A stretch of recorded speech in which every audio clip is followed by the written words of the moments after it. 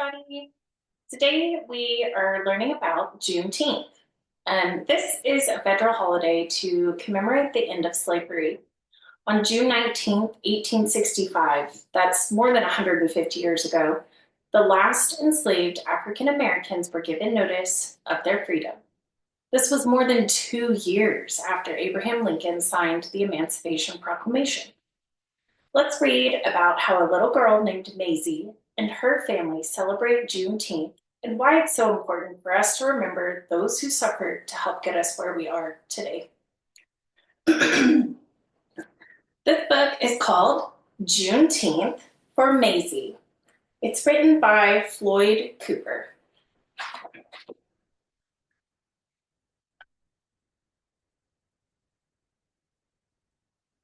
Mazie wants to go play, but it's too late. It's getting dark, Mazie. It's time to stay inside.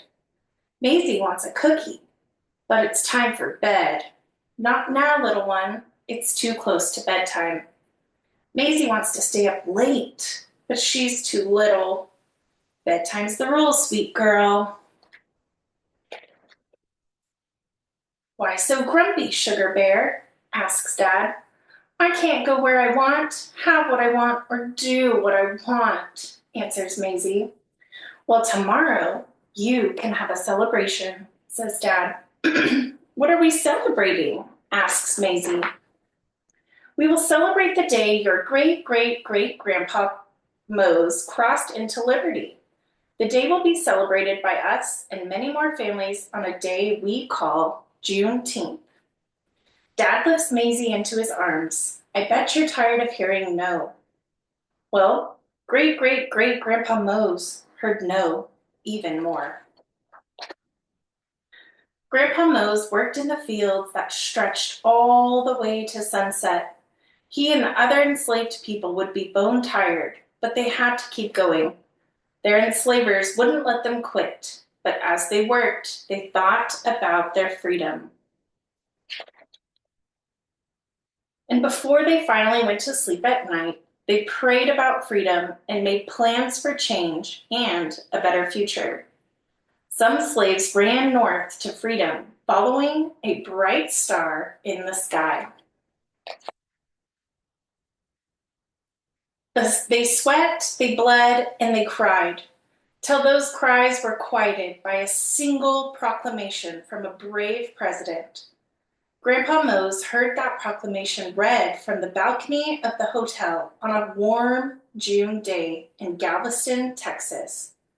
See the president on the balcony? All the people listening.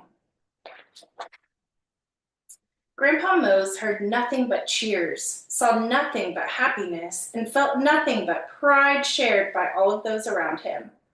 The cheers became dancing, the dancing became celebrating. It went on and on into the night. Grandpa Mose and the others had found freedom. They continued to work, but this time they were paid for their hard work.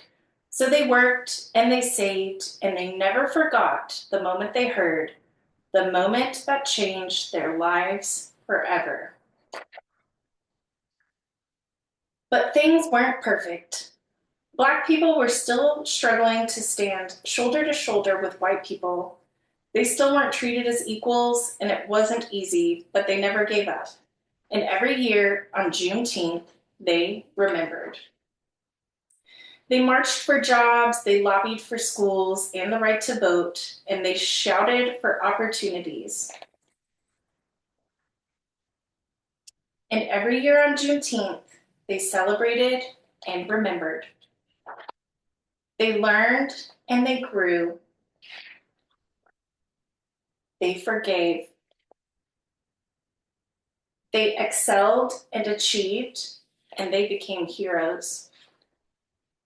Now, sweet Mazie, it's your turn to celebrate, just like great-great-great-grandpa Mose. It's your turn, Mazie, to eat some barbecue and drink some strawberry pop. It's your turn to celebrate and to remember. The end. The author left a little note in the back, and it says, on June 19th, 1865, soldiers arrived in Galveston, Texas, announcing the end of the Civil War and the end of slavery in the United States. It was more than 2 years after President Lincoln's Emancipation Proclamation. Celebrated every year on June 19th, Juneteenth commemorates the announcement of the abolition of slavery and the emancipation of Black citizens throughout the entire United States.